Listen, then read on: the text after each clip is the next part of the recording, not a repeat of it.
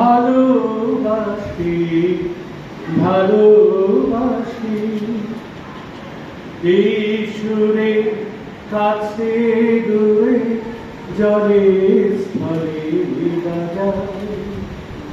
বাজায় বাসি ভালোবাসি ভালোবাসি। এগুলি কেবল পুতুল তৈরি করত। সে পুতুল রাজবাড়ির মেয়েদের খেলার জন্য। বছরে বছরে রাজবাড়ির আঙিনায় পুতুলের মেলা বসে। সেই মেলায় সকল কারিগরই এই গুণীকে প্রধান মান দিয়ে এসেছে। যখন তার বয়স হলো প্রায় 4 কুড়ি, এমন সময় মেলায় এক নতুন কারিগর এলো। নামটা কিশোর লাল। বয়স তার নবীন, নতুন তার কায়দা। যে পুতুল সে গড়ে তার কিছু করে, কিছু করে না, কিছু রং দেয়, কিছু বাকি থাকে। মনে হয় পুতুলগুলো যেন পুরোয়নি, যেন কোনো কালে ফুরিয়ে যাবে না। নবীনের দল বললে লোকের সাহস দেখিয়েছে। নবীনের দল বললে এবারে সাহস, এটা স্পর্ধা। কিন্তু নতুন কালের নতুন দাবি। এই কালের রাজকন্যারা বলে আমাদের এই পুতুল চাই। সাবেক কালের অনুচররা বলে আরে ঠিক। সুরে তাদের জেদ বেড়ে যায়। গরুর দোকানে এবার ভিড় নেই। তার ঢাকা ভরা পুতুল যেন খেয়াল অপেক্ষায় ঘাটের লোকের মতো ওপারের দিকে তাকিয়ে বসে রইল। 1 বছর যায়, 2 বছর যায়, বুড়োর কথা সবাই ভুলেই গেল। কিশোর লাল হলো রাজবাড়ির পুতুল হাটের সপ্তাহ। বুড়োর মন ভাঙল। বুড়োর দিনও চলে না। শেষকালে তার মেয়ে এসে তাকে বললে, তুমি আমার বাড়িতে এসো। জামাই বললে, খাও দাও আরাম করো, আর গরু বাছুর খেলিয়ে রাখো সবজির ক্ষেত থেকে। বুড়োর মেয়ে অষ্টপ্রহর থাকে ঘর করার কাজে। তার জামাই করে মাটির প্রদীপ আর নৌকো বোঝাই করে শহরে নিয়ে যায়। নতুন কাল এসেছে, পুরো সে কথা কিছুতেই বোঝে না। তেমনই সে বোঝে না তার নাতনির বয়স হয়েছে 16। কোথাও আবার হারিয়ে যাওয়ার নেই মানা, মনে মনে মেলে দিলেন গানের সুরে এই দানা, মনে মনে। যেখানে গাছতলায় বসে বুড়ো খেয়ে কাটায় আর ঘরে নেই, ঘুমে ঘুরে ঘুরে পড়ে, সেখানে রাতে গিয়ে তার গলা জড়িয়ে ধরে। বুড়োর বুকের হাড়গুলো পর্যন্ত খুশিতে নেচে ওঠে। সে বলে, কি ডাকে কি চাই, আমাকে পুতুল গড়িয়ে দাও, আমি খেলবো। আরে ভাই, এ পুতুল তোদের পছন্দ হবে কেন? তোমার যে ভার পুতুল কে গড়ে শুনি। কেন তোদের কিশোর লাল? কিশোর লালের সাধ্যে দুজনের এই কথা কাটাকাটি কতবার হয়েছে, বারবারই সেই এক কথা। শেষ পর্যন্ত বুড়ো ঝুড়ি থেকে মাল মশলা বার করে আর চোখের মস্ত গোল চশমাটা আগে নাতনিকে বলে, একটু ভাবি ভুট্টাতে কাকে খেয়ে যাবে? দাদা, আমি কাক তাড়াবো। বেলা হয়ে যায়।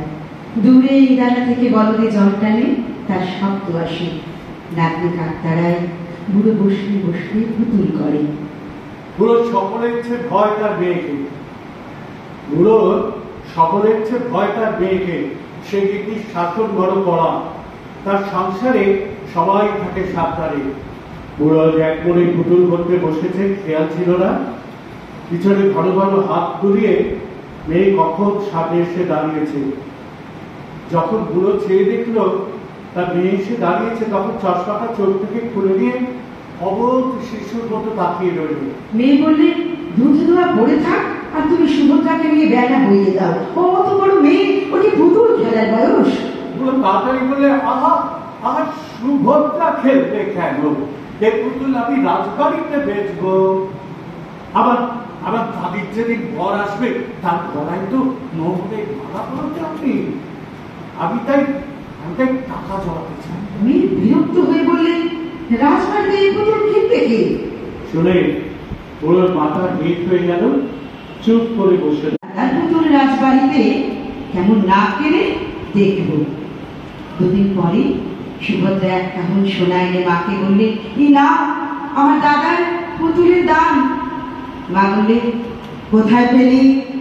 মেয়ে বললে, রাজপুরকে গিয়ে বেঁচে এসেছি। বুড়ো হাসতে হাসতে বলল, দাদি তাও তো তোর দাদা এখন চোখে ভালো দেখে না, তার হাত কেটে যায়। মা খুশি হয়ে বললে, এমন ষোলোটা মুখর হলেই তো সুভদ্রার গলা হার পাবে। বুড়ো বললে, তার অসুবিধাটা কোথায় আছে? সুভদ্রা বুড়োর গলা জড়িয়ে ধরে বললে, দাদা ভাই আমার বড়ই চুলে তো ভাবনা নেই। বুড়ো হাসতে লাগলো, আর চোখ থেকে এক ফোঁটা জল সে মুছে ফেলল।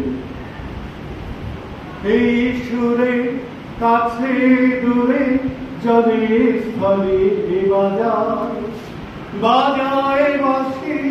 বুড়ো যৌবন যেন ফিরে এলো, বুড়ো যৌবন যেন ফিরে এলো। সে গাছতলায় বসে পুতুল করে, নাতি কাকতলায় দূরে ইদারা থেকে বলদে ক্যাক করে জল টানে। একে একে একে একে একে একে 16টা মহল গাঁথা হলো, হাত পূর্ণ হয়ে উঠল। মা বললে, এখন বর এলেই হয়। সুভদ্রা বুড়োর কানে কানে বললে, দাদা ভাই বর ঠিক আছে। দাদা বলল, বলতো ঘাটি কোথায় পেলি তুই তোর বর? যেদিন রাজপুরীতে গেলে। দাদি বললে, কি চাও? আমি বলে, রাজকন্যাদের কাছে পুতুল বেচতে চাই। সে বলে, এই পুতুল এখনকার দিনে চলবে না বলে আমাকে ফিরিয়ে দিলে। একজন মানুষ আমার কান্না দেখে বললে, দাও তো ওই পুতুলের একটু সাজ ফিরিয়ে দেই, বিক্রি হয়ে যাবে। সেই মানুষটিকে তুমি যদি পছন্দ করো দাদা, তাহলে আমি তার গলায় মালা দিই। পুরো বলে উঠলে, আহা তাসে আছে কোথায়? ওই যে দূরে পিয়াল গাছের তলায়। বর এলো ঘরের মধ্যে।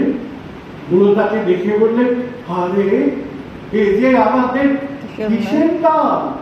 কিষানলাল বুড়োর পায়ে তুলে নিয়ে বললে, হ্যাঁ আমি কিষানলাল। বুড়ো তার গলা জড়িয়ে ধরে বললে, ভাই একদিন তুমি কেড়ে নিয়েছিলে আমার হাতের পুতুলকে, আর আজ দিলে আমার প্রাণের পুতুলটিকে।